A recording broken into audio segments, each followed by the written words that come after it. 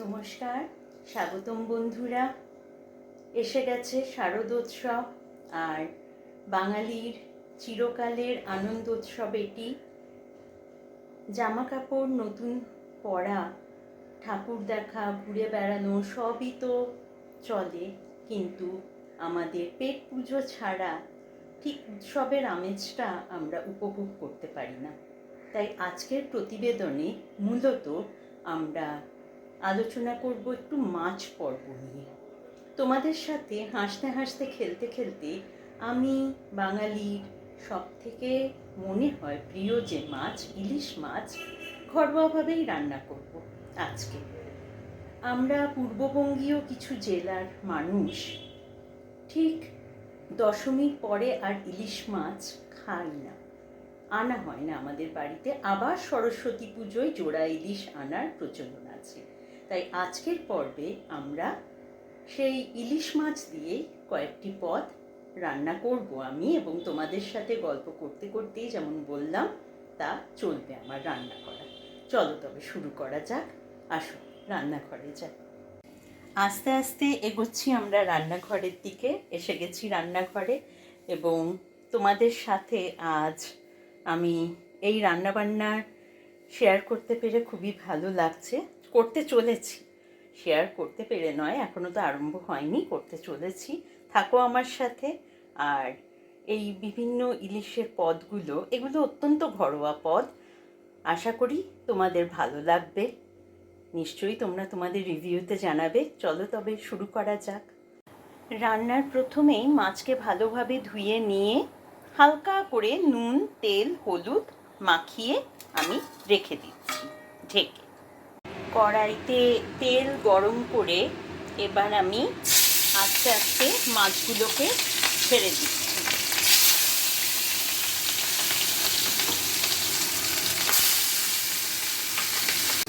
ইলিশ মাছ খুব বেশি কড়া করে ভাজার দরকার পড়ে না, তবুও কিছু বিশেষ পদের জন্য মাছগুলোকে আমি একটু হালকা করে ভেজে দিচ্ছি। প্রথম পদ ইলিশ মাছের মুড়ি ঘন্ট।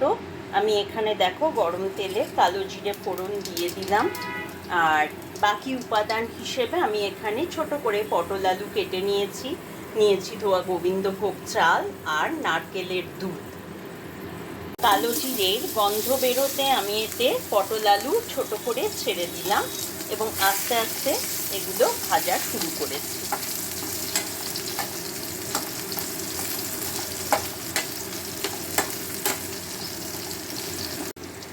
এদিকে ভাজা হতে হতে আমি কাশ্মীরি লঙ্কা, হলুদ ও ধনিয়া পাউডার আর জিরে পাউডারের একটা মিশ্রণ জলে গুলে তৈরি করে রেখেছি। এখানে দেখো মোটামুটি ভাজা হয়ে এসেছে। আমি এবার এতে মাছের মাথাগুলো দিয়ে দেব এবং ভাজতে থাকবো। এর সাথেই গন্ধটা ধরে যাবে এর মধ্যেই। আলতো করে আমি এতে মশলার মিশ্রণটি দিয়ে দিলাম।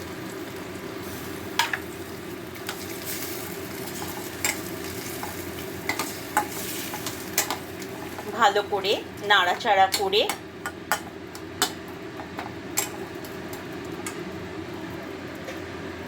ঢেকে দিলাম। দেখো মশলাটি বেশ ভাজা ভাজা হয়ে এসেছে এবং মাছের মুড়ো আমি ভেঙে দিয়েছি এর মধ্যে। এবার এতে আমি ধুয়ে রাখা গোবিন্দভোগ চালটুকু দিয়ে দিলাম।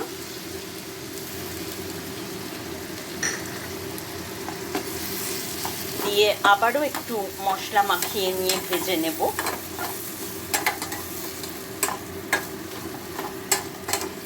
আগেই বলেছি আমি যে ইলিশ মাছের নিজস্ব একটা গন্ধ থাকাতে এতে বিশেষ মশলাপাতি ব্যবহৃত হয় না। এতে দিয়ে দেব আমি স্বাদ অনুযায়ী নুন,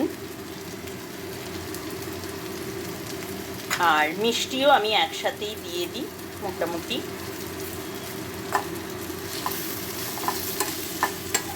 আরও কিছুক্ষণ ভাজা ভাজা করে নেব, নাড়িয়ে নেব।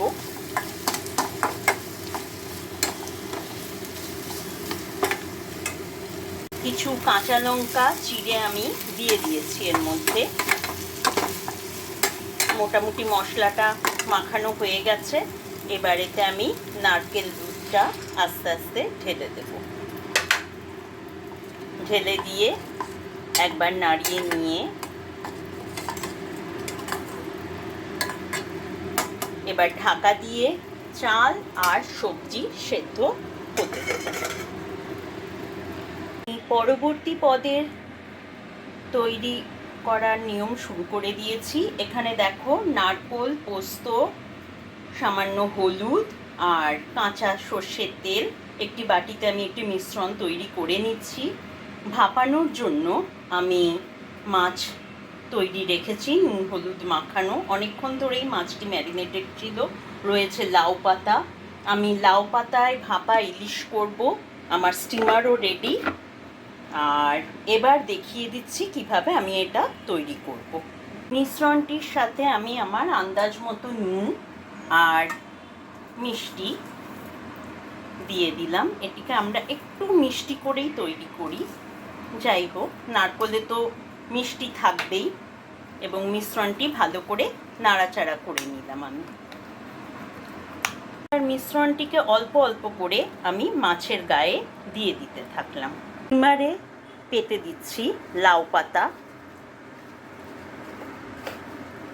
এইভাবে স্টিমারে লাউ পাতা পেতে তার উপরে আমি মাছগুলো মিশ্রণ সমেত দিয়ে দিচ্ছি।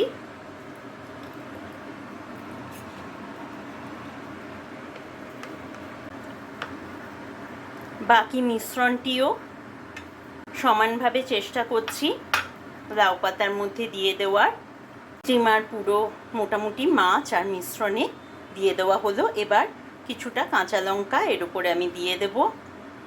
আর তারপরে ওপরে ঢাকা দেওয়ার আগে আমি আরও দুটো লাউ পাতা দিয়ে দেব কভার হিসেবে। এইভাবে পুরো কভার রেডি। এর উপরে আমি স্টিমারের ঢাকনাটা দিয়ে দেব।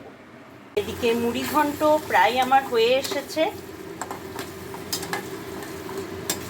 মোটামুটি মাখো মাখো হয়েই এসেছে। আমি এর ওপর আলগা করে একটু কোড়া নারকোল দিয়ে দেব পরিবেশনের সময়ও, যাতে নারকোলের গন্ধটা ভালোভাবেই ধরে যায় এর মধ্যে।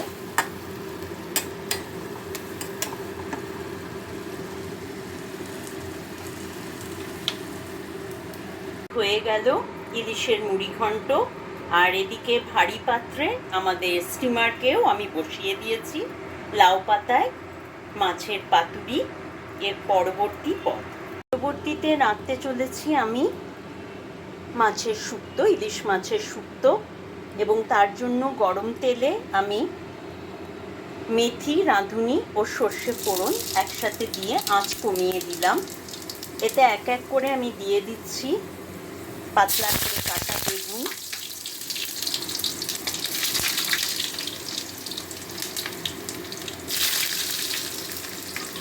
পাতলা করে কাটা আলু, লাউ ডাঁটা, শাপলা ডাঁটা,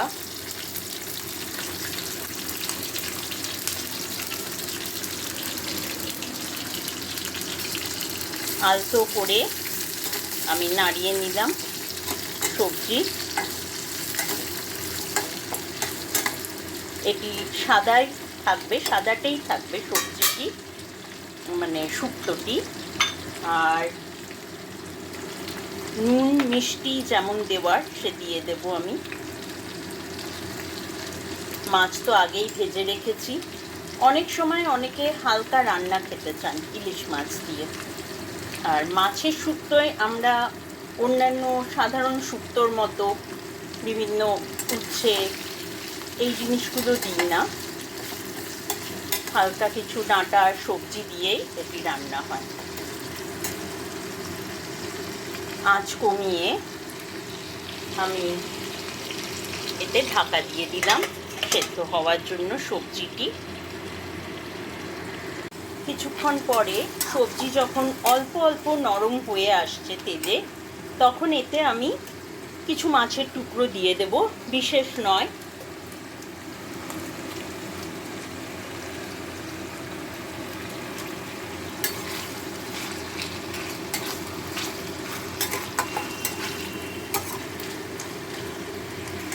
আর কিছুক্ষণ ঢেকে তারপরেতে অল্প জল দিয়ে দেব। জল দিয়ে দিলাম এতে সামান্য, আবার ঢেকে দেব। ইলিশ শুক্তো প্রায় নামাবার পথে চলে এসেছে। সবজি ডাঁটা ভালোই সেদ্ধ হয়ে গেছে, আর এদিকে সমান তালে চলছে ভাপানো। ভাপা প্রায় হয়ে এসেছে, আর এদিকে কড়াইতে হালকা তেল দিয়ে নিয়েছি পরবর্তী পদের জন্য, যা হচ্ছে চালতা ইলিশের টক। এখানে চালতা নুন হলুদ দিয়ে আমি ভাপিয়ে নিয়েছি, আর মাছ তো ভাজা আছেই। চালতার টকে বিশেষ কিছুই না, আমি একটু সর্ষে ফোড়ন দিয়ে দিলাম। আর যদি কেউ মনে করেন যে শুকনো লঙ্কা দেবেন, তিনি দিতে পারেন, আমি আর এতে দিচ্ছি না। এটি টক মিষ্টি ঝাল হবে। তারপরেই এতে দিয়ে দিলাম চালটা। ভালো বেশ সর্ষের সাথে মিলে একটি গন্ধ বেরোচ্ছে চালটার। একটু সামান্য নাড়াচাড়া করে, এটি বিশেষ দরকার পড়ে না সাঁতলাবার বা কড়া করে ভাজা করার। আমরা আস্তে আস্তে এতে অল্প জল দিয়ে দেব। চালতার গায়ে হলুদ আছে বলে আর আলাদা করে জল দেওয়ার দরকার নেই। আন্দাজ মতো এতে আপনারা নুন মিষ্টি দিয়ে নেবেন। আর মাছও এতে আমি ছেড়ে দিলাম।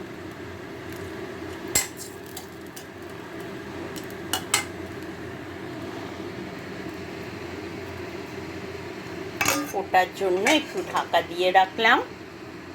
তো শেষ হলো আমাদের ইলিশ মাছের চালতা দিয়ে টক, আর এদিকে ভাপাও মোটামুটি আমাদের একদমই প্রায় রেডি।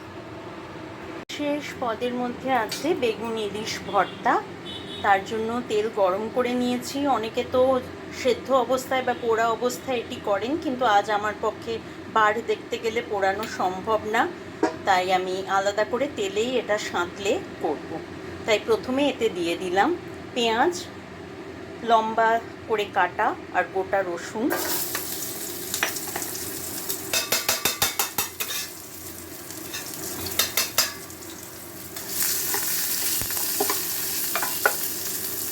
আর তার মধ্যে এক এক করে আমি দিতে থাকলাম টমেটো, বেগুন, সামান্য নুন, কোনো মিষ্টি না।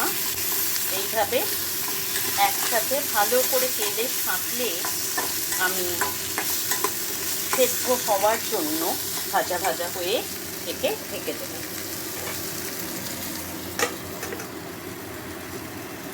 দেখুন কেমন আস্তে আস্তে বেগুন টমেটো সব ভাজা ভাজা হয়ে তাদের খোসা আলগা হতে শুরু করেছে।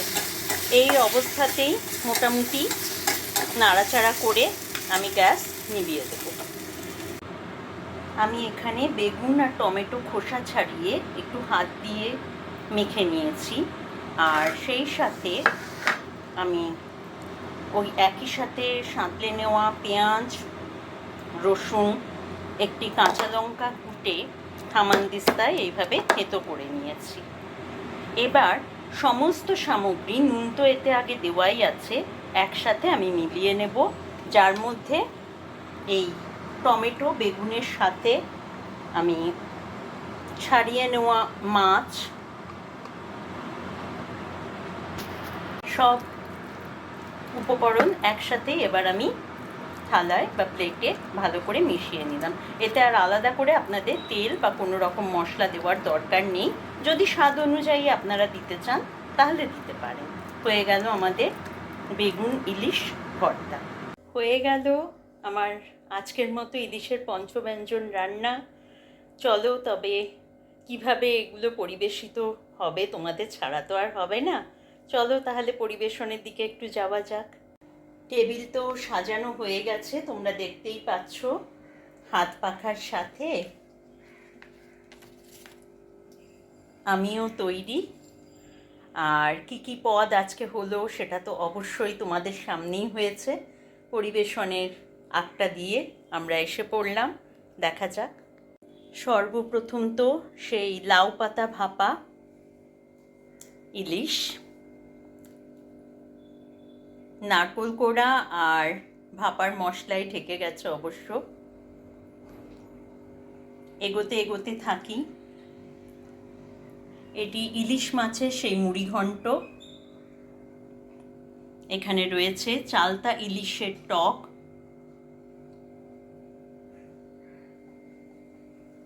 এখানে ইলিশের শুক্তো,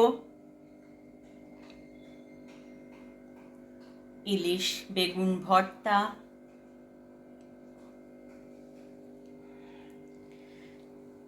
ঢাকা পড়ে গেলেও মশলার আড়ালে তিনি তার অঙ্কিত রূপটি নিয়ে কিন্তু তোমাদের কাছে হাজির। হ্যাঁ, অবশ্যই একটু তো দেখানো দরকারই। এই যে মাছ ছড়িয়ে, এই হচ্ছেন তিনি। এখানেও মাছের মুড়ো, উঁকি ঝুঁকি মারছে কাঁটা নিয়ে।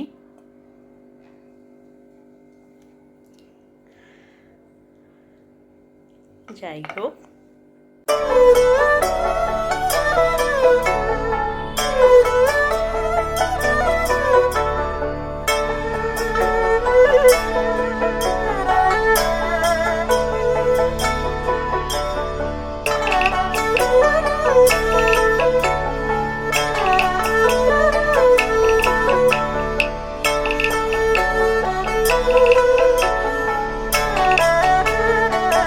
যারা ইলিশ মাছ ভালোবাসো তাদের কাছে শারদিয়া হয়ে উঠুক ইলিশ মুখর।